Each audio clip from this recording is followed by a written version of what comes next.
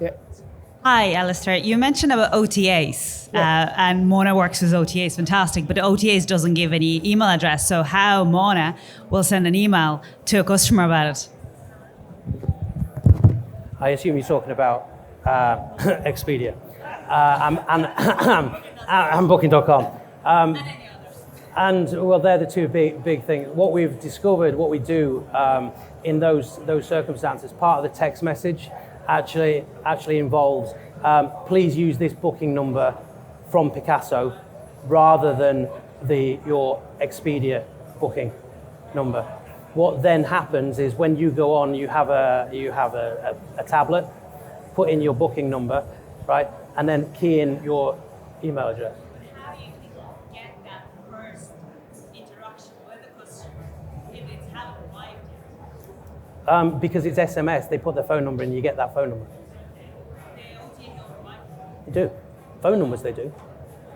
So you're only targeting a certain amount of audience out there. Well, I went through all the generations there, and the Mona is really targeting the millennial side, or very specifically Gen Zs. It's the future. What I was speaking to Fergal about is that a combination of the two works very well, especially when you've got a generation who appreciate the finer things in life. Let's say they want to be helped. I mentioned that Mona overrides. What you do manually overrides Mona all the time. Your payment mechanism, you can choose how to make payments. It's completely bespoke as to how you want to run it. Now, if you're gonna, in the future, the future generations will all be paying card. It will be a cashless society. It's the way we're heading.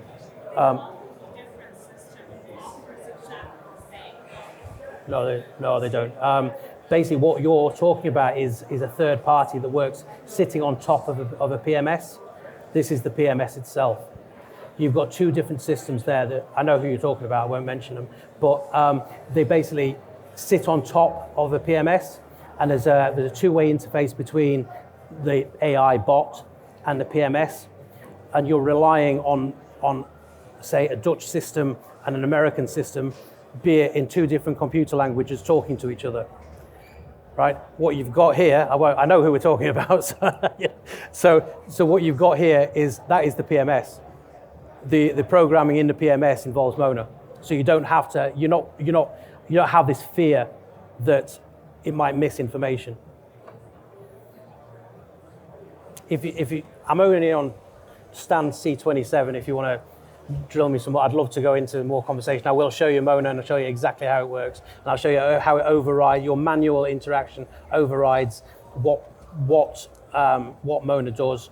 I'll show you everything, but I can guarantee you it works because it's bespoke. It takes what you want to work and what you appreciate, and this gentleman was very true. There's parts of the hospitality trade now, the customers, the generations who do appreciate the Irish welcome. Obviously, being Irish myself, but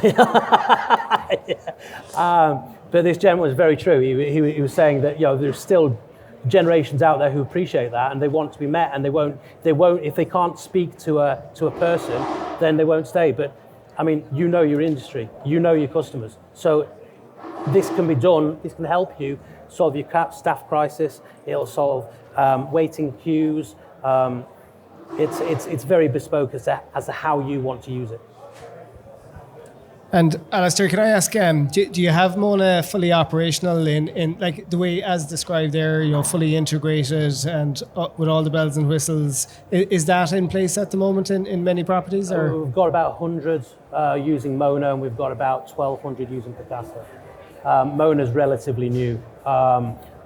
We developed Picasso over a good number of years, but the AI side, the real moving away from the lines, the waiting time, is relatively new. It's only been around last 18 months when we released it.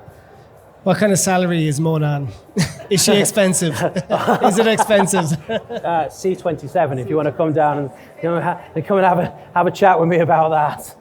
I was going to ask maybe Ronan, like GDPR is a huge consideration now for people and for businesses. Like, how do you assure businesses of kind of compliance on that side?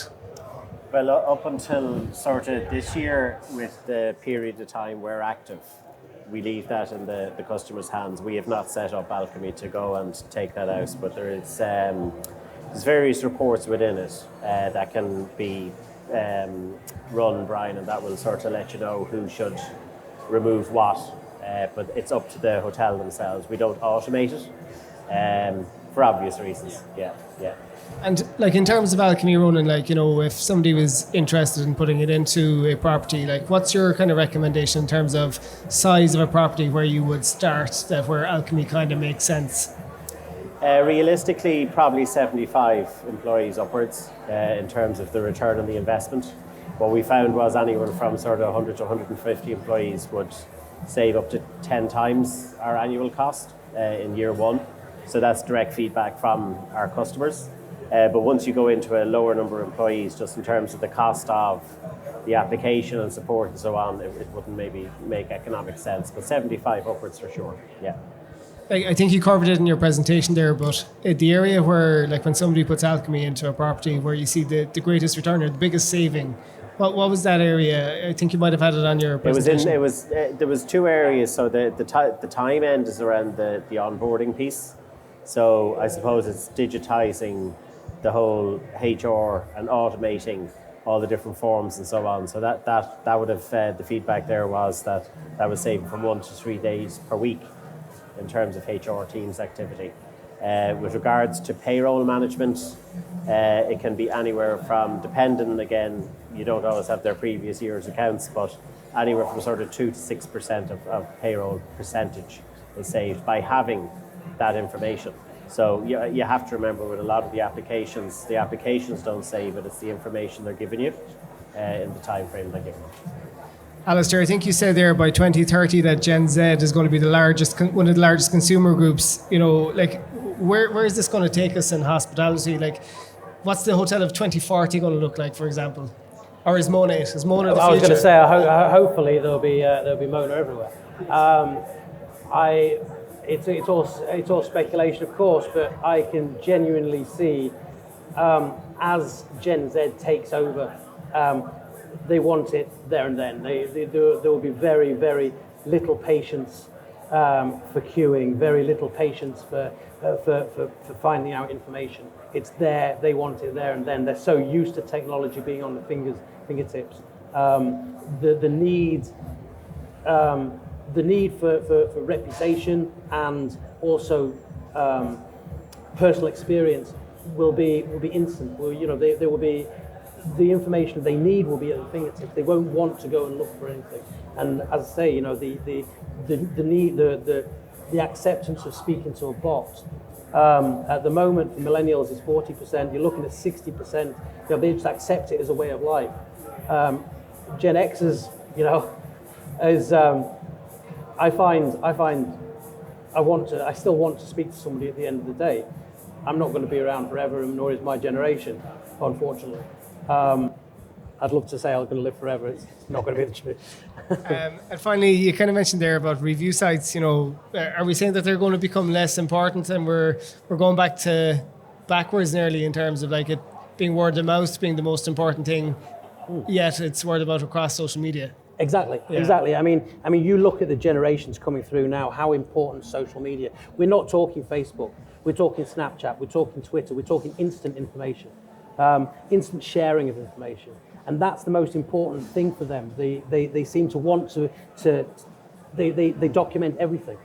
They'll go to the shop, they document it. They tell people they're going to the shop. Oh, I went into the hotel. So and so happened. It's instant information. And that is where the review sites, yes, they're great. Yeah, I mean, there's so many of them. We use one for follow-up emails from Mona, plug.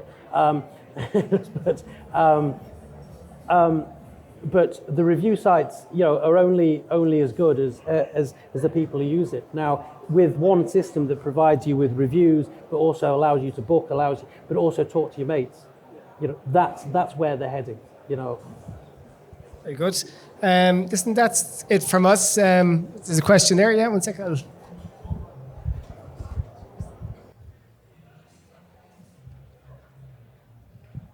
Thank you very much. Great presentation, guys. Thank you. A question for Ronan. How are you, Ronan? Ronan, can I ask you, is there certain hotels that are more successful with your system than others? And is that down to the culture in the hotel or the mindset of managers? Would you see that? And then I have a second question in terms of departmental silos. There's a huge amount of data now coming into hotels and being driven by hotels, but is that crossing across departments? And is there issues in the hotels with information just remaining in certain areas and not going across to other departments where it needs to be?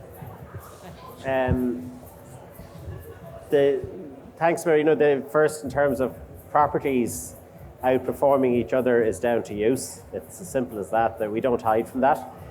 So we've seen people embrace it. We've all gone through tremendous change in terms of our teams in the last 12 to 18 months. So we can see that in terms of trying to support different businesses with new people using the applications that happened before. But there's no doubt those who are in actively every day are getting great returns.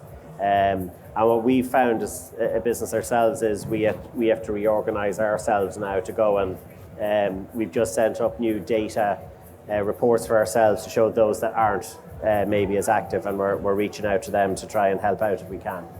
And in terms of the departmental silos of information, I'm not 100% clear, isn't that the volume of data in there and concerns around it, or? Where a guest might put on a booking something that they want in the room and it doesn't get to housekeeping, that it comes in, say, on a digital form, and then it doesn't come across, like information like that. What we found is by bringing it all to the phones. So I think it'll probably go along with Alistair's comments in terms of the different generations using the applications now. We would have initially gone to the phones with employee communication, messaging, news feeds, sort of HR relevant stuff. The new Alkimii property product is putting the property onto the phone, so it's the internal comms.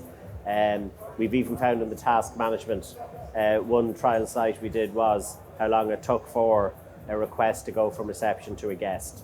Now, that's not just us, there's other applications doing this stuff. So from that point of view, I think just trying to have one login, which was our mission initially, because when I was in operations, I had lots of different systems.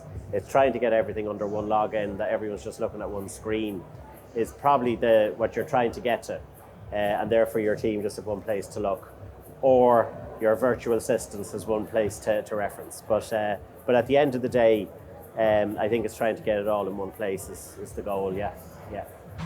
Thanks, Mary. Great. Thanks, everybody. Guys.